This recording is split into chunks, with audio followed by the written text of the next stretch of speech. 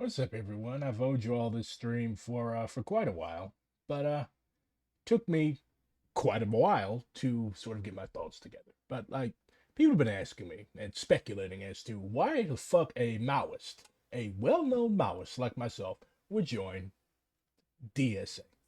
Because if you know anything about American radical American left politics, like DSA is the butt of all the jokes. The only organization that I've seen joked about more than DSA would probably be the CPUSA. So, like, I was one of those people, okay? Like, for several years, I was one of those people that was like, oh, fuck DSA. They're rightists, they're opportunists. They killed Rosa Luxemburg. They did all these horrible things. But as Mao said, if you haven't done any investigation, you have no right to speak. So, in addition to the fact that the Maoist movement in the United States, if we can even call it that, is in a hell of a shambles right now, like, I guess you could say that it's sort of always been a shambles with various small sects waging horrible positional warfare against each other. Okay, the Red Guards don't like FTP, going all the way back to the 70s. The RCP doesn't like the October League. The October League doesn't like the Proletarian Unity, whatever the fuck, Proletarian Unity League. But all of these various different new communist or Marxist Leninist Maoist or Marxist Leninist Mao Zedong group groups hate each other, which is ironic and hilarious considering that they're all supposed to believe the same thing. And the task for any radical left revolutionary Marxist tendency in the United States, we all know, is to build a party. But I look at it like this: 40 fucking years. 40 fucking years, Maoists have been talking about building a party. Building a party. Shit, some of them are even stupid enough to publish their plans for protracted people's war on the open clear net. And like, if you're talking about like beyond Minecraft shit, like if you're talking about your plan to overthrow the most insidious imperialist surveillance state in the history of the world, you're either very stupid or you're very infiltrated. Okay, because like it's impossible for a smart person, for a keyed in person to take you seriously if you are talking about that type of shit in public on the open internet. It's called posturing. So, um, posturing does not build a mass movement. Posturing does not build a party. We've already seen that if you go to the Encyclopedia of Anti-Revisionism online, you can see the detritus of various left-wing groups, Marxist-Leninist, Mao Zedong thought groups that collapsed before my mom was born. But all of them were so arrogant. All of them thought that they were going to be the people who built the Maoist Party. They thought that they were going to be the people who built and waged the revolution. Okay, and the only lasting thing that we got out of that was the Revolutionary Communist Party, which is more like a revolutionary communist cult. They're not even communists anymore; they're Avakianites. If you want more information on that, I highly recommend a book called "Against Avakianism," written by an Indian Maoist, which basically rips that horrible theory to shreds. So, why the fuck would a Maoist join DSA? It's really simple. I want to work. Okay, like just taking a step back and like thinking about this, like why would those of us who are Maoists, those of us who claim to want to serve the people, okay, why would we continue to malign and throw stones from the outside at an organization that has been serving the people? Like, I'm going to show you all how they've been serving the people later on. But like, why would we, in a period when a united front is extremely important? Like, I just saw fascists marching through the streets of Florida. Keep in mind, a this is a stream about why I joined the DSA. I'll do a video on the Sino-Soviet split at some point in the far distant future. Um, oh shit! Now you got my train of thought derailed. It's back on track. So, like, DSA has been in the forefront of tenant work. DSA has been in the forefront of work with unions. Like all of this new wave of union organizing in this country, DSA has been like at the forefront of this. And Maoists, of course, have come to hand out pamphlets or try to lecture workers on the importance of protracted people's war or other such dumb shit. But like when it comes to the actual nitty gritty on the ground work, the actual type of shit that Maoists should be doing, that is what DSA is doing. So it's stupid for people to act like a Maoist choosing to join an organization that has been at the forefront of this because they also have electoral committees or electoral subcommittees. It's fucking stupid. It's childish. It's juvenile. It's infantile. It's ultra leftist. And as we've seen in the past, ultra leftism does not it does not build a movement. It doesn't help the people. It only solves our egos and convinces us that we are more revolutionary than anybody else in this country. And you could convince yourself of that. You could think that all you want. But when we have enemies marching in the streets who actually want to kill us, we need all the friends we can get. So did I join DSA to find friends? No. Even though I have received a very, very, very warm welcome. Even though, like, I love Maoism. I am a Maoist, but like Maoists are fucking assholes, okay? Maoists are fucking dicks.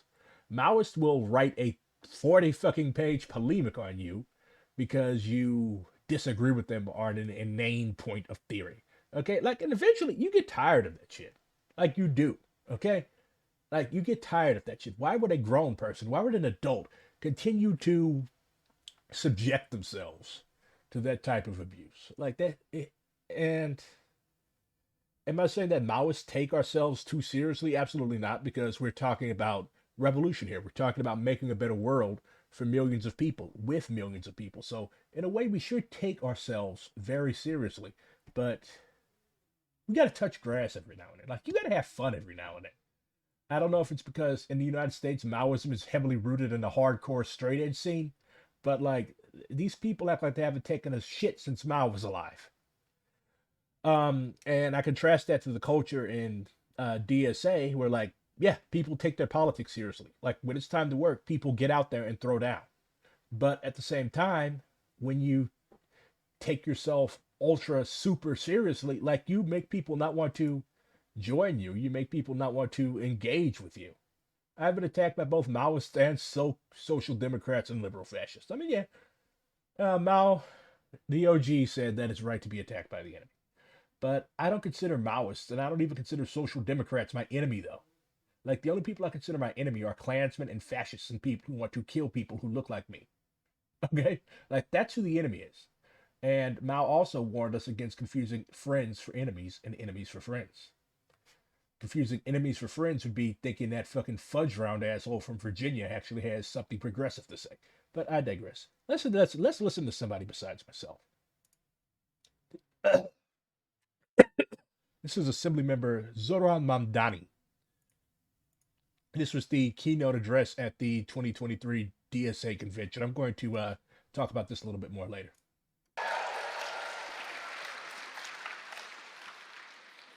It is such a pleasure and a privilege to be here with you today. My name is Zohran Mamdani. I am the New York State Assembly member for the 36th District in Northwest Queens, parts of Astoria, Long Island City.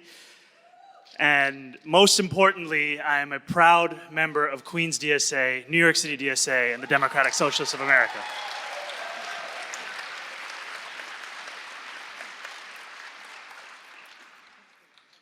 So I want to start by taking us back to March 11th of 2021. That was the day when 59 New York State legislators signed on to a call that Andrew Cuomo resign as the governor of New York. And the letter that was released that day was a letter. I'll just say something about electoral politics, okay? As long as people in the United States like go out to vote and see elections as something that's legitimate, Like, people are not burning ballot boxes, okay? As a matter of fact, there's an active reactionary Republican campaign to disenfranchise black voters, okay? Was the civil rights movement solely about getting black people to the polls? No, it was not, especially in the North where black people already could vote. But, like, in the South, where you could get lynched for voting, like, and where people are still trying to disenfranchise black voters, that struggle is something that we need to engage with. Like, it is stupid and it is ultra left and it is ridiculous to abstain from elections because that's what people in Peru did or that's what people in India did. Okay, in Peru and India, these countries have a very, very fucked up way of doing things. They allow people like Narendra Modi and Alberto Fujimori to be elected, and in most instances by severe fraud. But like the United States, people still have a pretty substantial amount of confidence and trust in the electoral system. Of course, the most advanced masses, by and large, do not vote, but it's kind of silly to take people who, in many cases, cannot vote because they're convicted felons or what have you, and like cast that over the whole masses. By and large, millions of people vote. Malcolm X actually encouraged the use of the ballot box in a tactical, strategic fashion, because he was like, okay, you have all of these black people, millions of black people, and you can decide who goes to the White House, who goes to the doghouse. Am I saying that Malcolm X would have been in DSA? Absolutely not, because the Malcolm X DSA probably would have had too many white people in it for him. He turned into less of a separatist as he got older and wiser. But like at the same time, he was like, "No, I'm not joining an organization that's heavily white. In many branches, like they're all white. Like I don't think Malcolm would have been all right with that at all, of that at all. Well, he wouldn't have been a fan of it. Rather, I'm sorry, I just got off work. But would he have opposed it unilaterally? Absolutely not, because I think he would have recognized that it is an organization that has a substantial amount of working class people, a substantial amount of young people, a substantial amount of people from diverse and varied backgrounds, like Assemblyman Mamdani. So, yeah, let's go back to see what he has to that say. I helped to write and a letter that I helped to recruit other electeds to sign on to. I, alongside with a couple of colleagues across the ideological spectrum, including, and this will become evident why I say this later, legislators like Amy Paulin and Nili Razik, as well as a couple others. Now, on March 11th, this was news to the public, but Cuomo's administration knew that this was coming. And thanks to the Attorney General's investigation, many months later, texts that were shared, that were initially private amongst the Cuomo administration's top officials were released to the public. And in those texts, we saw that Melissa DeRosa, who was the secretary to Governor Cuomo and his top aide, had texted the day before at 10:58 a.m. She wrote, "Nita is the only person we can come up with on the Amy thing. I heard Nili and Zohan are..." All right, I'm going to skip ahead a little bit. I don't care about Andrew Cuomo's staff's texts. ...me individually that made me protected from their influence. There was nothing about my identity. There was nothing even about my ideology in and of itself. What made me unique, what meant that they had no influence, what meant that they had no play there, was my organizational membership.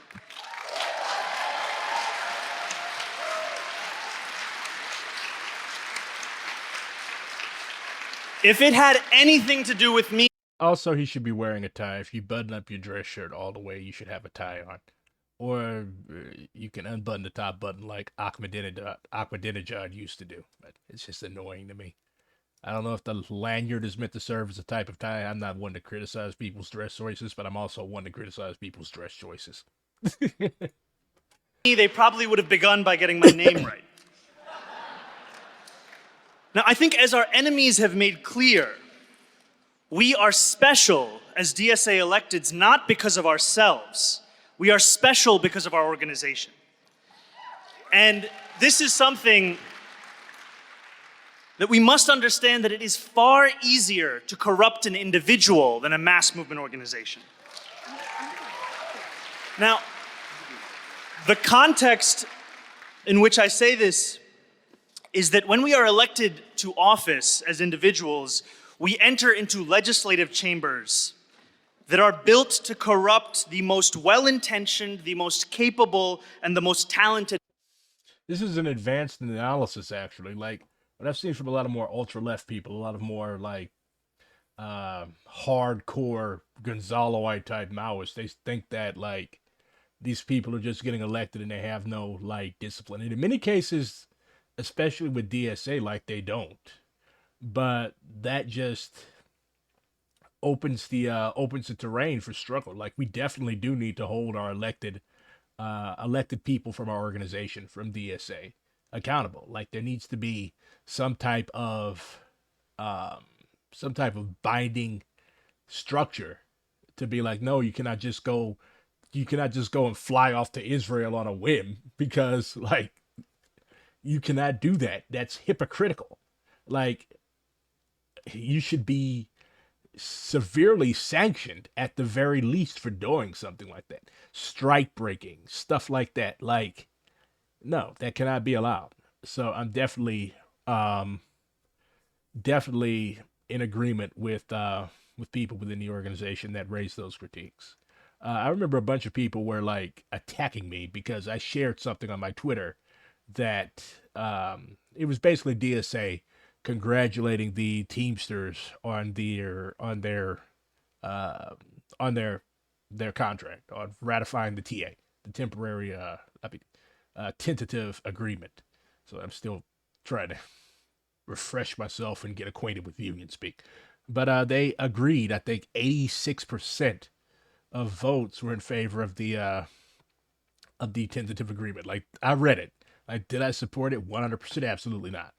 And did I engage with people who opposed it? Yes, I did. But, like, people were just acting like, oh, BRG sells out the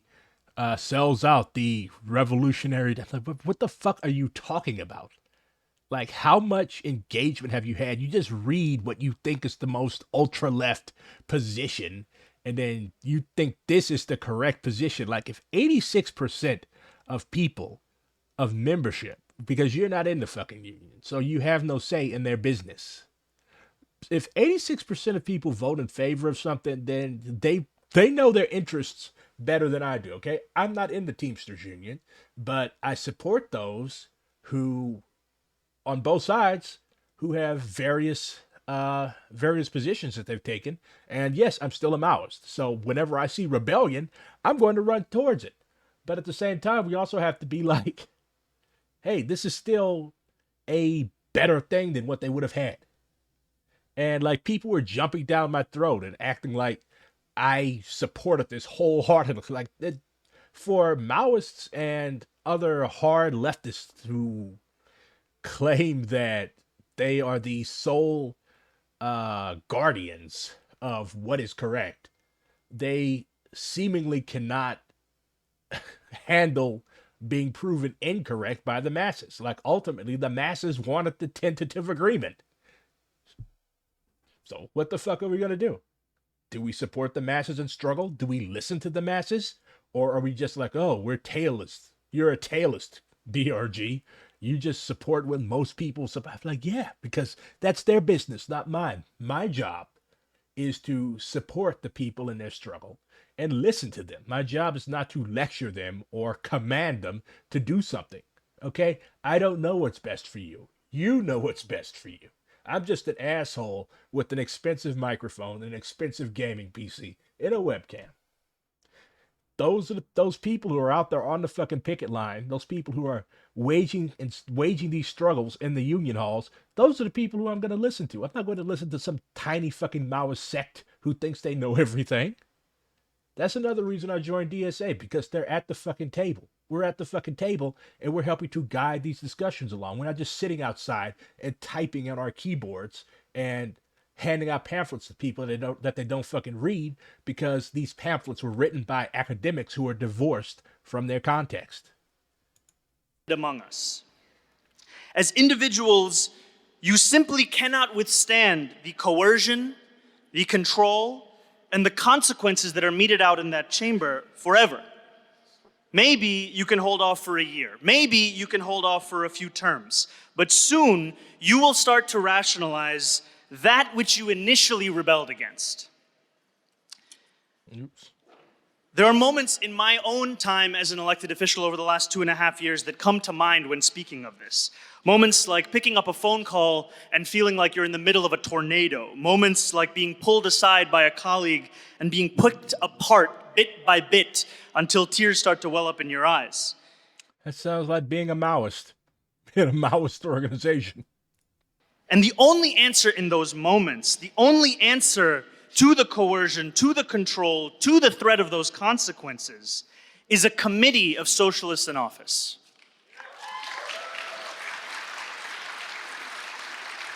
And to be clear, this is not simply a committee of those socialists who've been elected to office. This is the not very catchy name that we've come up with to describe a committee of those elected officials endorsed by our organization, their top staffers, organizational leadership, and representatives of the key working group priorities of the organization. The reason why the committee is the answer to these pressures, the committee is the answer to these threats, is because the committee creates the Whoever has that camera needs to work on their camera personship. basis of coordination. And coordination gives rise to coherence, and coherence is the foundation of a collective. It is only because of the structure of a committee that we could be the first group of legislators to call for Cuomo's impeachment in March of 2021. It is only because of the structure of the committee that we could transform a slogan of tax the rich into a substantive proposal that led to an increase of taxes on the wealthiest New Yorkers by more than $4 billion. Again, like, this is certainly a lot more advanced than anything that Maoists have been doing. Like, I look at it like, what has any Maoist organization done to actualize the stuff that we talk about? Are Maoists good at beating the shit out of fascists? Hell yeah. But like ultimately, beating the shit out of fascists is not raising taxes on the rich. Beating the shit out of fascists is not advancing the conditions and advancing the struggle that will make fascism obsolete. Okay, you knock one fascist over the head, 3 more pop up. Or not always. Sometimes you can scare them underground.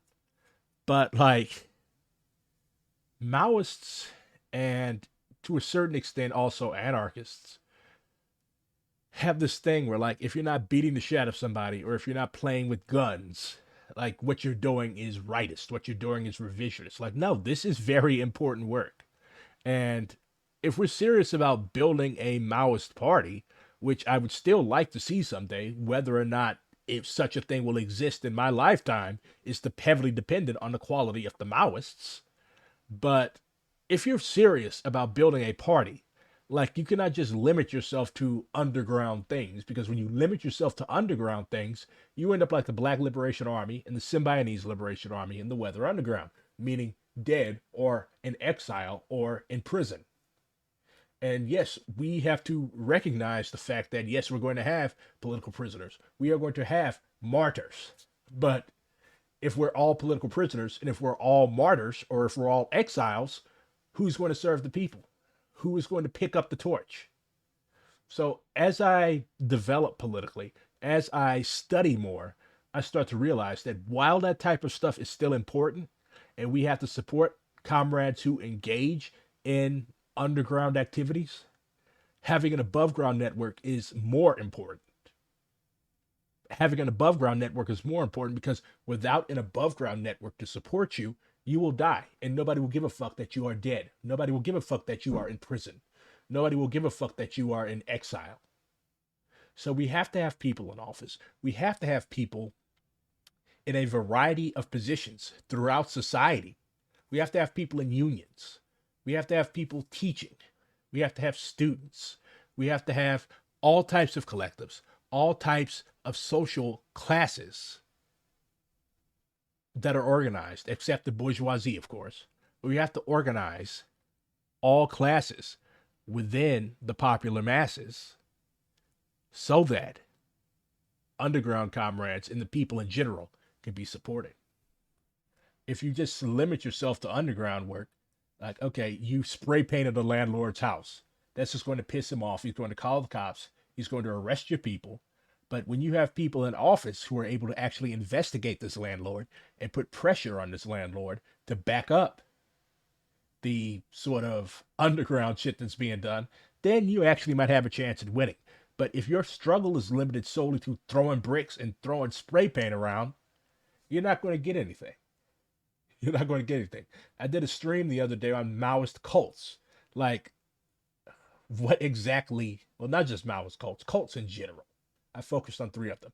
But like, the sort of guiding characteristic of those cults is that they never really get anything lasting and substantive achieved. Like, what exactly has Black Hammer done for the people? What exactly has the Center for Political Innovation done for the people? What exactly did the CRCP USA do for the people besides take a certain misguided element of the people and fuck their heads all around? And in the case of Black Hammer, lead directly to a young, misguided individual's death. I've never heard of any DSA branch turning into a fucking a fucking cult and leading to a kid being found dead in a garage. So that's already something in our favor. Yeah.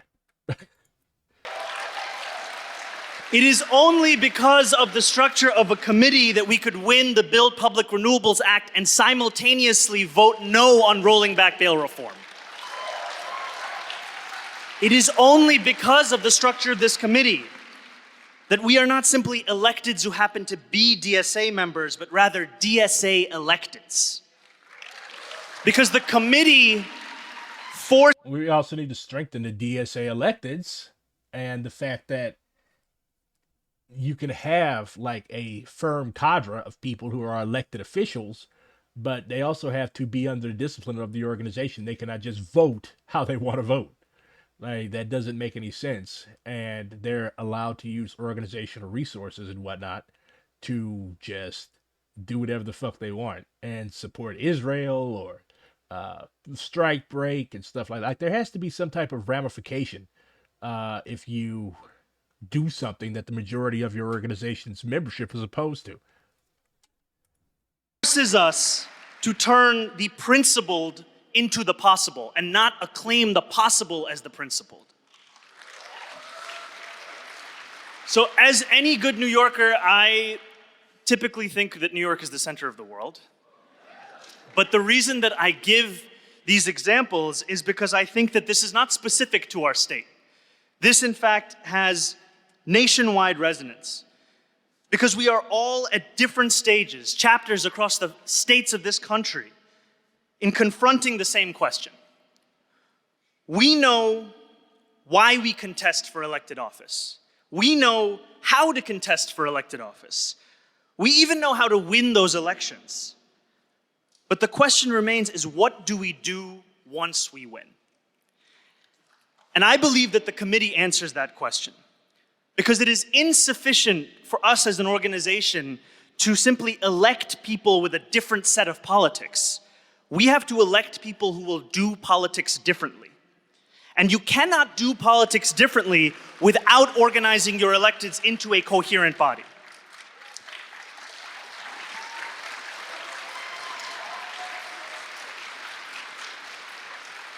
If socialism is our theory and DSA is our practice, then a committee is where the two meet. Or as they say on Twitter, it is praxis. I love millennial elected officials. Like, he literally just gave Twitter a shout out. And see, he's like DSA is like the right balance between online and on the ground. You could be too online. I mean, DSA has some terminally online people, and it also has people who have no internet presence whatsoever because they're fucking old. But like this guy, he's like the right balance, I think. So I share all of this with you because we understand that winning an election is not an end. It is a means to an end. And as we contest for these offices across the country, I urge each and every chapter to begin the discussions internally about setting up such a committee, about ensuring that you know what exactly it is you're asking people to sign up for, and that you have a theory of what their role will be in those legislative chambers. Now, as the co-chair of New York City DSA, Jeremy Cohen, often reminds us, in the words of Amilcar Cabral, who wrote this in 1965, tell no lies, mask no difficulties. So you've got DSA co-chairs quoting Amilcar Cabral. Like, again, like when I was basically half a Gonzaloite, I was never a full Gonzaloite, but like when I was basically an ultra leftist asshole and prick, like I just thought that DSA was all social democrats, all liberals. But like as I actually started engaging with people who were already in the organization, I started to realize that there are a lot of communists in DSA. Of course, communists of various types. You got neo-Kautskyites, you've got people who are basically Maoists, you've got left communists, you've got all different types of people. But like, I would have never guessed in like 2019 or 2018 that there would be communists in DSA. I literally thought that this was just an organization that was a hair to the left of the Democrats. But again, no investigation, no right to speak. I was foolish. Claim no easy victories. I am not one to Amilcar Cabral also said people are not fighting for the ideas in anybody's head. That's a really good lesson for communists in general to learn. Like, people think that, oh, if we just get our constitution just so, if we get our pamphlets just so, if we get our propaganda just so, then we will be met by a torrent of new members. It's like, no, people are not fighting for pieces of paper. People don't give a fuck about your constitution. People care if you can get them a job. People care if you can get them treated fairly on the job. People care if you can stop them from getting evicted from their apartment. People care if you can stop them from getting hate crimed. Like, 3 black people were murdered in Jacksonville, Florida last night. Where the fuck were the Maoists? Where the fuck were the anarchists? Where the fuck were any of these ultra-left Twitter assholes? Saying rest in power if I'm bleeding out on the floor of a fucking Dollar General of all places is not helping anybody. It's not. So, again, posturing. We have to actually do politics.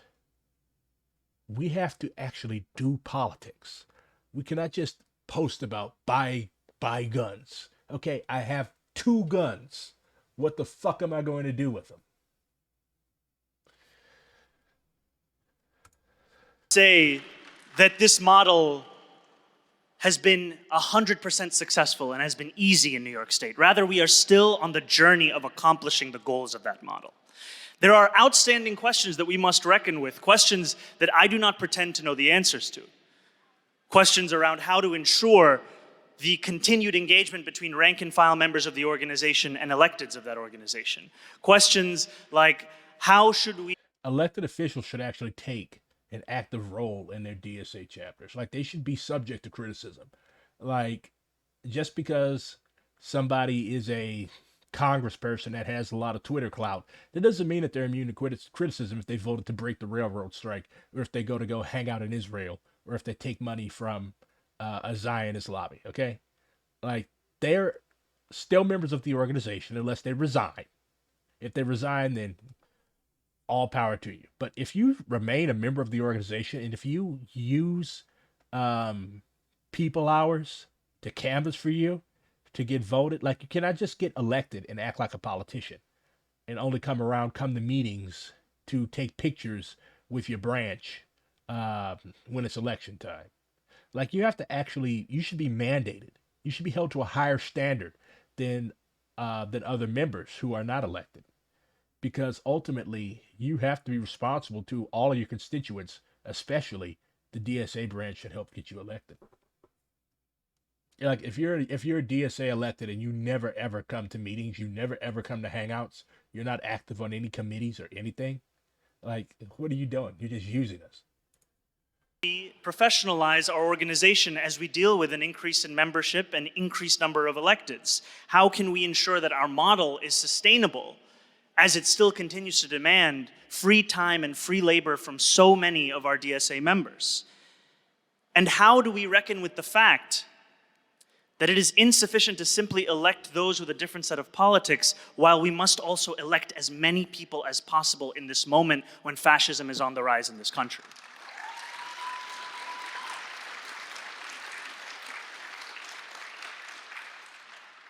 These are questions which we must reckon with, but I believe that the answers to these questions do not dispute the importance of setting up committees such as these across our country. You know, I bring this up because as we fight to do politics differently, we speak to a country that has been failed time and time again by politicians and political organizations who have fed people promises of a better world, of a better life. See, this is how you actually appeal to the masses, okay? Like, he's not up here just chanting, shouting out a bunch of anti-American, death to America bullshit. Because, like, I used to do that stuff too, but then I realized that it makes you look fucking weird. Should America still cease to exist? Absolutely. But, like, at the same time, many people still identify as Americans. Many people still like being Americans. Many people do not want to see their country destroyed, which is fair. Many people want to see their country stop doing imperialism, which would mean that a substantial standard of living decrease would happen. But, like, people do not want to see blood running in the streets and the fucking White House on fire. Nobody wants to see that. Nobody, like, that's actually going out voting. Most black people don't even want to see that, okay? Like, most black people in this country, yeah, the country has fucked us over. But at the end of the day, we still identify as Americans. So hopping up on stage at an event and being like, death to America, that will only attract the weirdest fucking people to your organization, and you're creating a cult. So, progressive Americanism? Well, I wouldn't even call it Americanism, but like, progress. Like, you can be progressive and still recognize the fact that many people enjoy their country and don't want to see it ruined and destroyed. Like, that rhetoric only exists on Twitter anyways. I regret the fact that I, in my stupider years, engaged in such things, but it was edgy and fun. If you're not edgy in your early 20s, you're fucking up. You're a bore. It is rational for those same people to look at our promises with skepticism. It is rational for them to take a moment to question whether this is any different than that which has come before. The only way that we can deliver, the only way that we can win their trust, rather, is to deliver that which we said we would, is to mean what we say. And I think about my own journey into this organization, because I was one of those people who had skepticisms about this organization. I recall in 2017, when I was working on the Qadr al-Yatim campaign for City Council, a campaign which changed my life. I remember, we can clap for Qadr al-Yatim. If you don't clap for al-Yatim, you're a Zionist. That's a joke, you don't have to clap. I remember on that campaign hearing the caricatures of this organization, hearing the critiques of this organization, and understanding that a number of them held truth. But what won me over was the sincerity of this organization. I was somebody who began my journey in organizing and in politics by co-founding my school's first Students for Justice in Palestine. The struggle for Palestinian liberation was at the core of my politics and continues to be. And so I struggled to find a home in New York City that could bring that politics in a sense of coherence with the politics I felt around the future of New York City. And here was this organization that endorsed BDS, something which so many organizations that were composed of Muslims were struggling to do at the time. And so I found this organization, what won me over was the sincerity of it. So we've literally got an anti-Zionist, pro-Palestine, New York assemblyman who knows who the fuck Amilcar Cabral is. Only in DSA. Like, where are the? Of course, there's not going to be any Maoist elected officials because Maoists support election boycotts. So, like, but at the same time, like state houses, city halls, like these are still sites of struggle. Why would you abdicate a site of struggle to the enemy? Like you have Moms for Liberty, you have all these various right wing fascist groups that are banning books out of libraries. They're harassing trans kids in schools. They're harassing progressive teachers. Like these are sites of struggle. People are actually suffering at the hands of these people, these fascists. Fascism is defined by its elasticity, its ability to transform itself, okay? Like you have the fucking Proud Boys, piss be unto them, who literally made an Afro-Cuban their chairperson, their leader. So fascism can redefine itself. Granted, we leftists are guided by ideological principles, but at the same time, we have to be flexible with those ideological principles. And we have to realize where the fuck we live. We're not in Russia in 1917. We're not in China in 1934. We're not in Peru in 1980. We're not in the Philippines. We're not in India. We are in the United States, the US of A.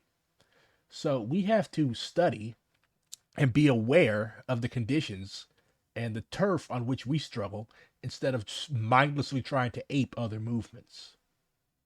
We can lend support, we can lend solidarity to those movements, but those movements constantly encourage us to fight on our own terrain so that we can be in positions to assist them. Okay?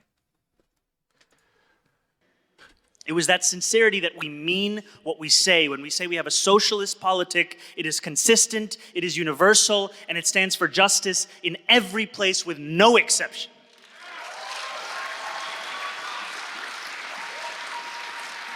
That sincerity brought me into this organization. That sincerity is why I joined this organization. It's why I ran to be on the organizing committee of the Queen's Electoral Working Group of this organization. It is why I ran for office as a member of this organization. It is why I introduced legislation to ensure that we stop the subsidization of war crimes in Israel and in occupied territories.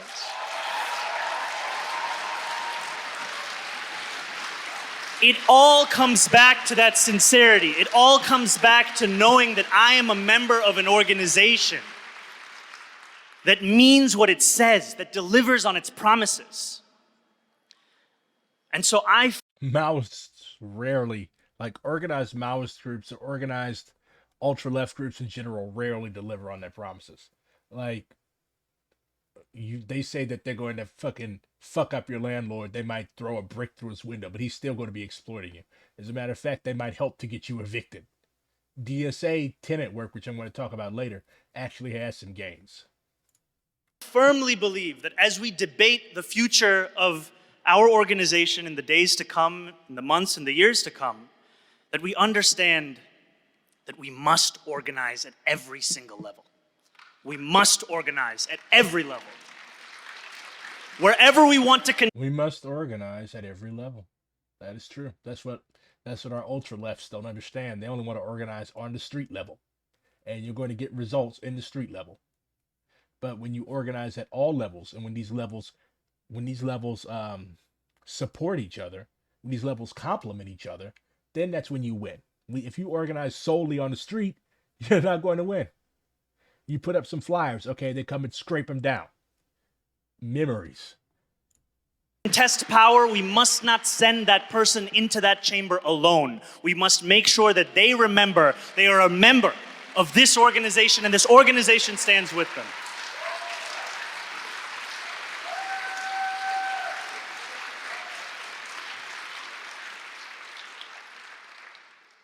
So with that, I say sincerity forever, solidarity forever, and socialism forever.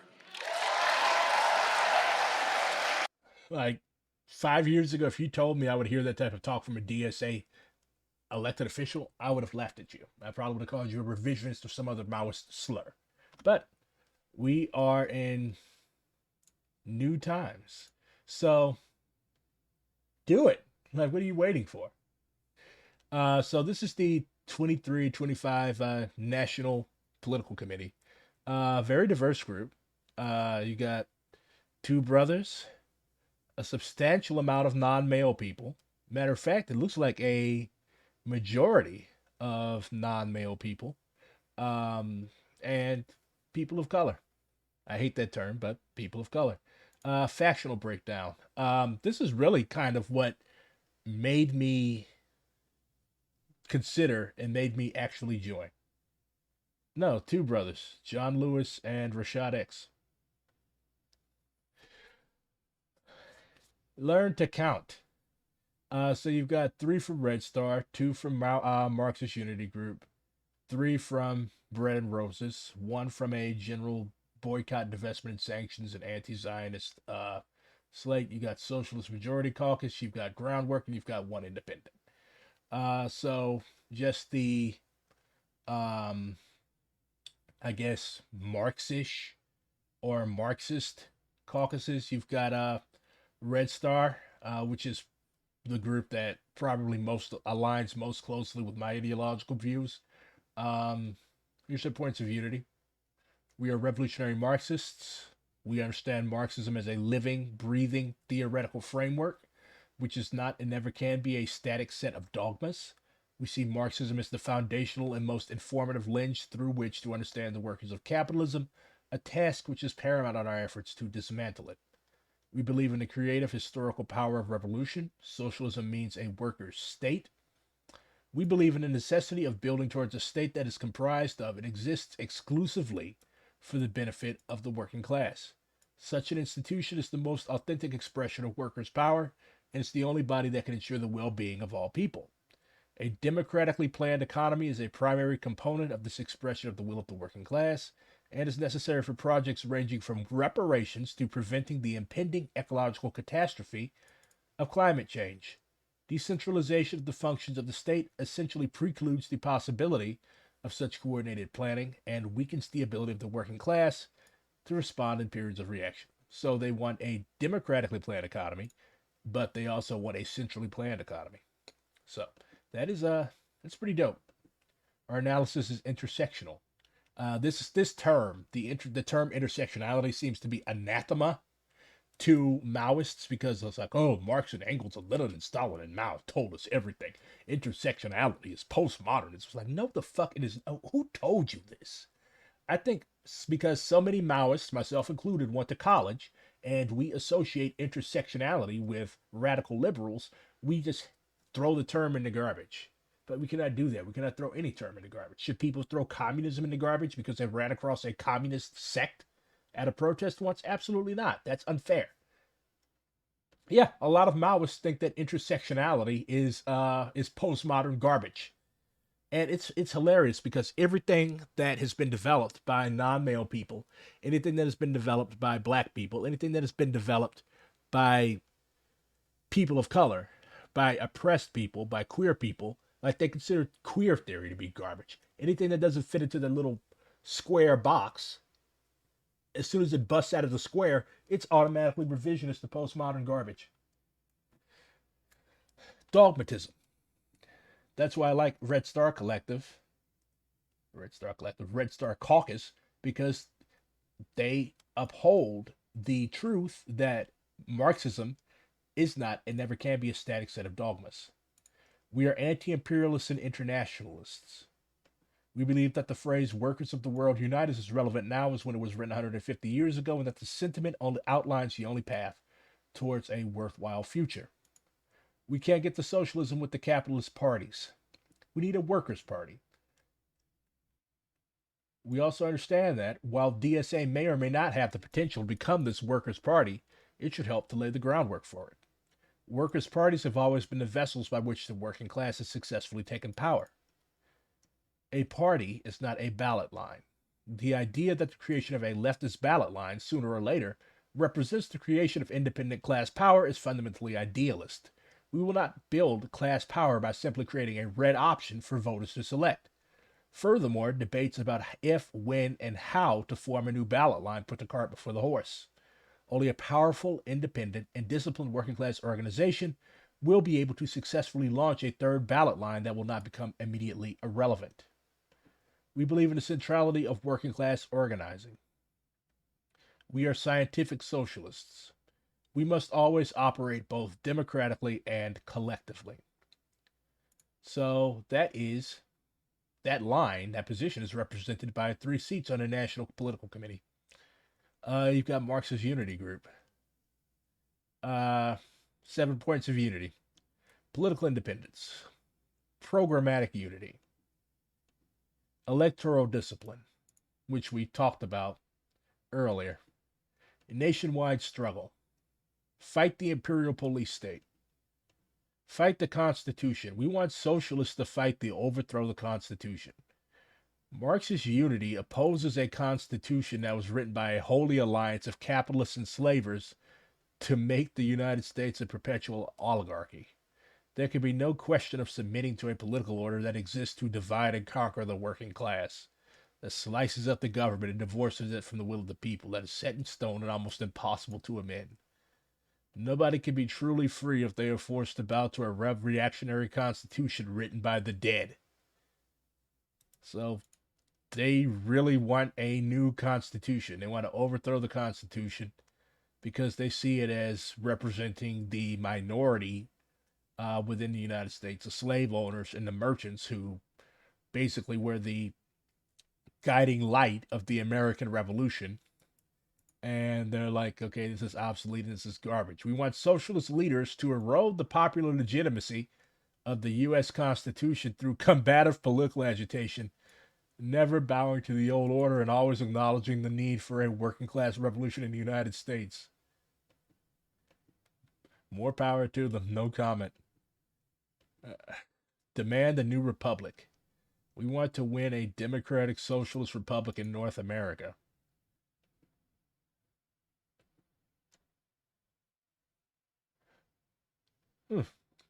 Our faction is influenced by the best historical lessons of the entire global socialist movement, from the communards in Paris to the experience of Allende's popular unity government in Chile. We are particularly inspired by the Marxism of the Second International, and above all by those that kept its revolutionary spirit alive in the face of political capitulation. That is interesting. Again, no comment. But they have 2 seats on the NPC. Then you've got Bread and Roses. We're committed to building a democratic socialist world. The centrality of class struggle. Against depression. Democratic road to socialism.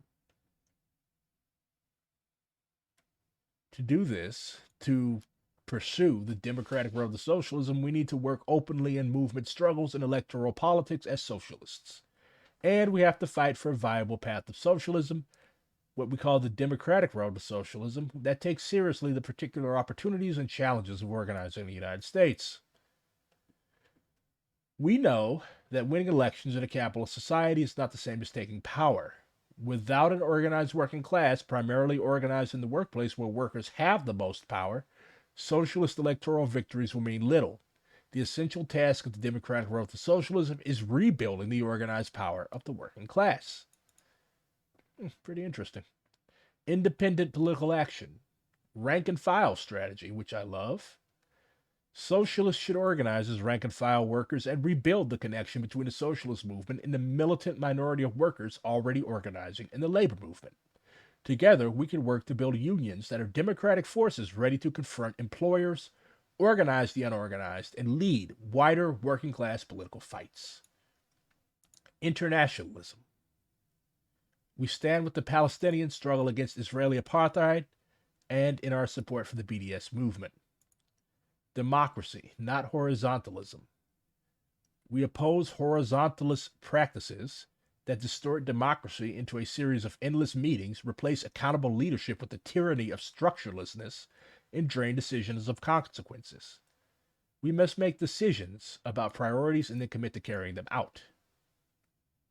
We are a Marxist caucus within the Democratic Socialists of America. We are committed to building socialist organization, which is essential in this period for developing and promoting critique of capitalism, educating and training cadres who can build mass movements, and winning over more and more of society to the need for socialist transformation. So yeah, three ostensibly Marxist, well, they're not even ostensibly, they are Marxist caucuses, have a total of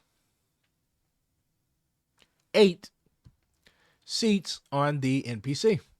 So that's pretty dope. And again, um, that was a probably the main reason why I joined. Um, so yeah. Uh, Two other initiatives that I'm really interested in. You've got the emergency workplace organizing. My local branch, STL, is actually an EWOC chapter um, about us. Workers everywhere are actively organizing against unfair conditions on the job. The COVID-19 crisis exposed for many workers how little their bosses were willing to do to keep them safe and healthy. These essential workers began demanding full equipment, hazard pay, and staffing levels. So the Democratic Socialists of America and UE, United Electrical, Radio, and Machine Workers of America, have teamed up to launch the Emergency Workplace Organizing Committee, EWOC. We are building a distributed grassroots organizing program to support workers organizing at the workplace. So, yeah, they have resources. They tell you how to start a union at work. 5 steps. Talk with your coworkers. Join with your coworkers. Identify a set of demands.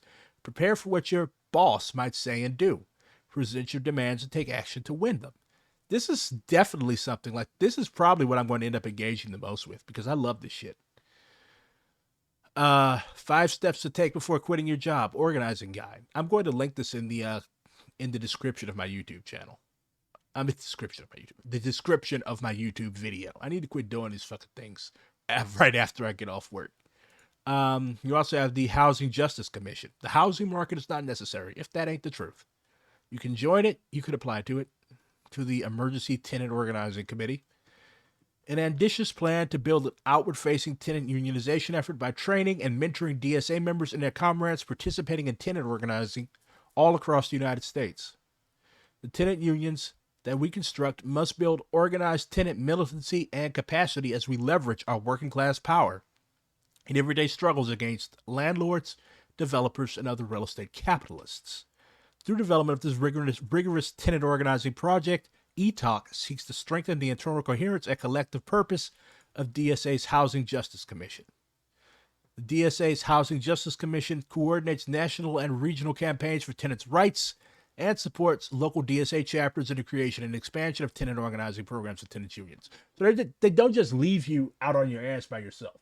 Like, if you need help, they will give you help because they want you to build tenant unions and strengthen the organization and bring new people in.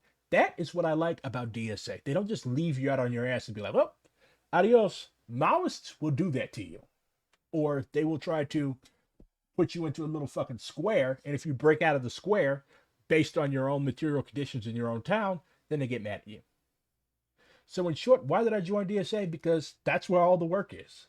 I love the people. Like, I received a very firm and warm welcome, unlike any that I've ever received in my almost a decade of political work now. Like, it's dope. And am I going to order you or command you to join DSA? No. But, like, seriously look into it. Like, if you told me 5 years ago that I would join DSA, I would have laughed in your face and called you a Maoist slur. But, like, there's some really good shit popping. They have developed a lot since Bernie shit the bed. So that's why a Maoist would join Democratic Socialists of America. I will see you all when I see you all next. Probably tomorrow. We'll see. It'll be a surprise. No, you do not need to see a list of Maoist slurs.